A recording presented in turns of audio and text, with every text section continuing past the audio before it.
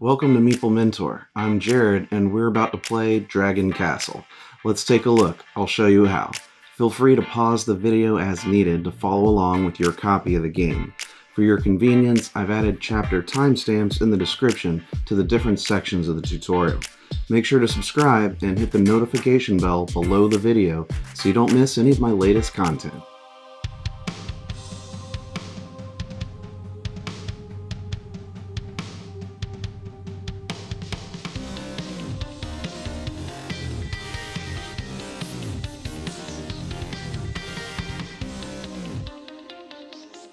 The story starts with an ancient city called the Dragon Castle, which was the greatest center of power among the realms. As the city fell out of favor of the mighty eldest dragon, people began abandoning their city for a new home due to the loss of power and influence formerly provided by the dragon. Being the lords of nearby realms, players in the game must build the best dragon castle to attract the eldest dragon, and therefore the people. Players will have to call upon the spirits for help in creating the shrines in their Dragon Castle to become the greatest city again.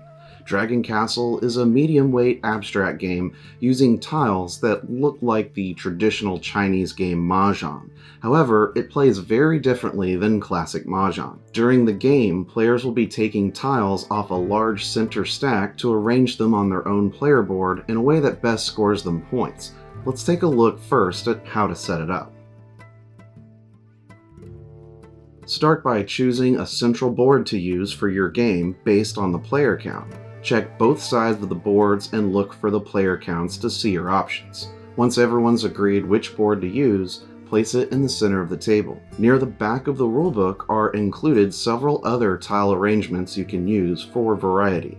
Those styles will use the large blank side of the central board. Put all the tiles near the board and have players collectively build the central dragon castle based on the arrangement.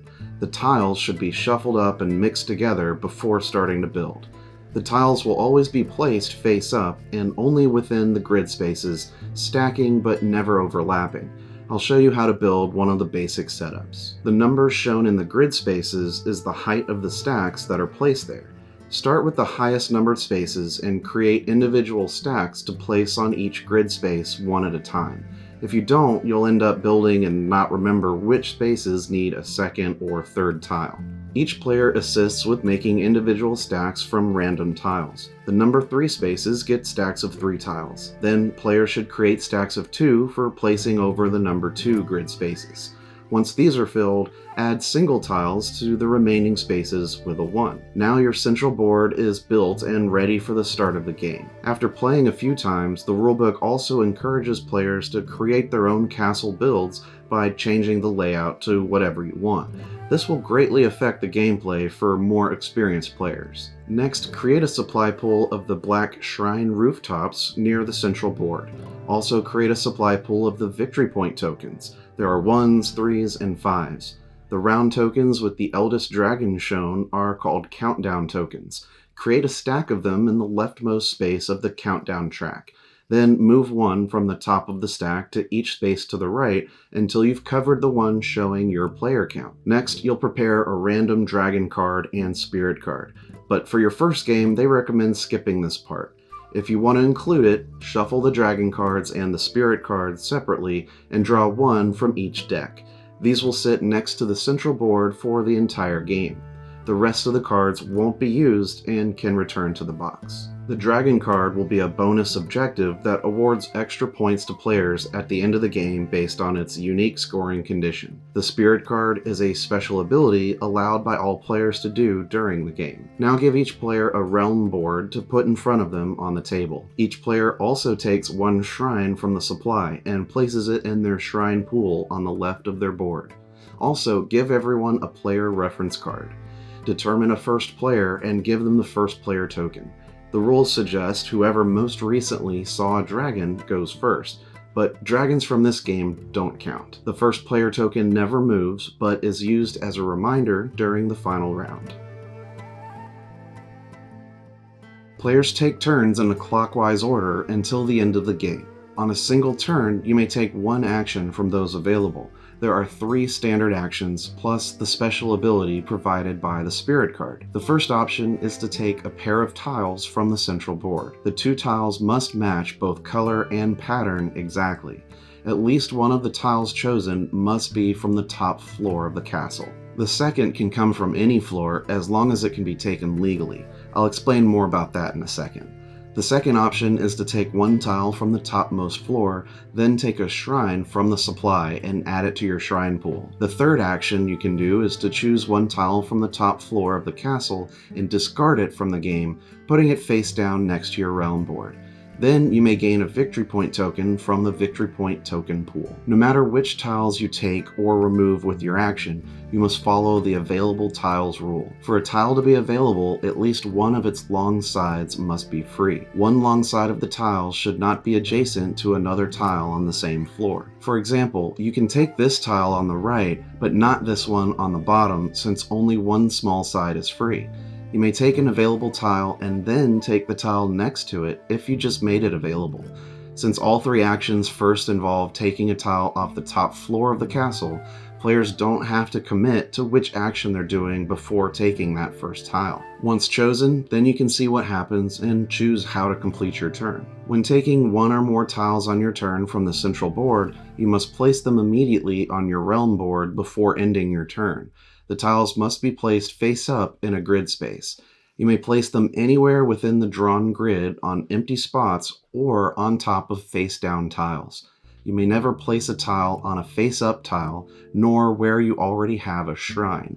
Otherwise, you can put them wherever you want. They don't have to be adjacent or touching any other tiles. When you have face down tiles on your realm, you may place any face up tile on top. There's no limit to how high the stack can be. Tiles are considered adjacent on your board if they are orthogonally touching, no matter the height. Diagonal tiles are not adjacent. You can score points during the game when placing tiles, and at the end of the game for your shrines. There are 6 color types of tiles in the game: yellow for merchants, green for farmers, red for soldiers, blue for seasons, black for winds, and purple for dragons. The seasons, winds, and dragons tiles are considered special. Otherwise, all the different styles are simply to distinguish them and be able to group like ones together. Right after you place your collected tiles, look to see if you've made a grouping of at least 4 tiles of the same type. Remember, the tiles must be connected orthogonally to be counted as part of the group. Height differences won't matter. Once the group has at least 4 tiles, they'll score and flip over. All the tiles in the group are flipped face down, consolidating them. Depending on how many tiles are consolidated and flipped down, you'll gain a different amount of points. Check your reference card. Collect 2 points for a group of 4, 3 points for a group of 5, 5 points for 6, 6 points for 7, and 8 points for 8. After that, gain 1 extra point for each additional tile. Take these points from the victory point pool and keep them near you for the end of the game. The shrines you've collected in your shrine pool can be placed on top of a consolidated set of tiles. There can never be more than 1 shrine on each tile. Shrines may only be placed on face-down tiles as soon as they're flipped down and scored. The number of shrines you can place depends on the types of tiles that you've consolidated. For any of the basic 3 colors, yellow, green, or red, you may place 1. When scoring a consolidated group of special tiles, you may place up to 2 shrines. Additionally, you'll gain an immediate 1 victory point bonus for scoring the dragon's special tiles. This point is taken in addition to the points earned from the consolidation and is given regardless of placing shrines. Building shrines is always optional, but you may only build from ones collected in your shrine pool. Once a shrine is placed, it may never move, and no tile can be placed on it. The shrines score points at the end of the game depending on the floor level it was placed on. Now we'll look at how the game ends and how your scores add up. Afterwards, I'll go into more detail on the dragon cards and spirit cards, since you may not have used them in your first game anyways.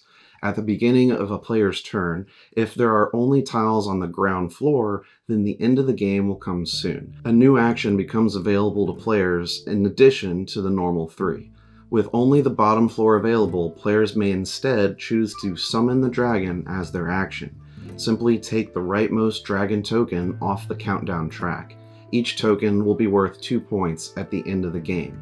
Doing this will slowly force the end of the game. Doing the special action is optional unless there are no more tiles to take from the central board. Then everyone must take a countdown token as their action. When enough tokens have been taken to reveal the exclamation mark symbol, the eldest dragon has been summoned and the final round is triggered. The game continues with players taking turns until all players have taken an equal number of turns. So, play until the player to the right of the first player has gone.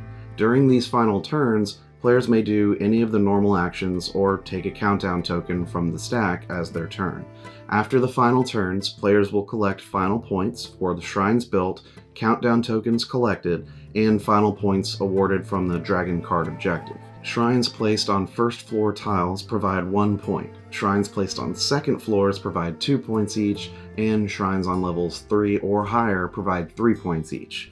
Add up everyone's earned and collected points. The player with the most points is the winner. In the case of a tie, the winner is the tied player who has the most stacks of tiles with a face-down tile on top. If still a tie, whoever has the most shrines placed in their realm wins. If still tied, players share the victory.